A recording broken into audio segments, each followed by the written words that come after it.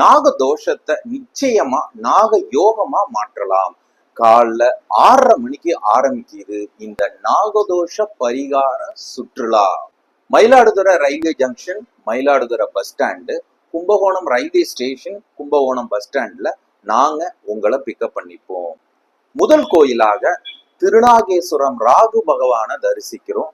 யோகங்களை தரக்கூடிய ராகு பகவானுக்கு ஒரு சிறப்பான பாலபிஷேகம் பண்றோம். அதுக்கு பிறகு பாம்போட மைய பகுதியான, அதாவது ராகுவும் கேதுவும் சேர்ந்து இருக்கிற திருப்பாம்புரம் கோயில்ல ஒரு சிறப்பான நாகதோஷ பரிகார பூஜை பண்றோம். லஞ்சம் முடிச்சிட்டு 4 மணிக்கு பிறகு கேது பகவான் திருத்தலமாகிய கீழப்பெரும்பள்ளம் வந்து அங்கேயும் கேது பகவானுக்கு ஒரு சிறப்பான நாகதோஷ பரிகாரம் பண்றோம்.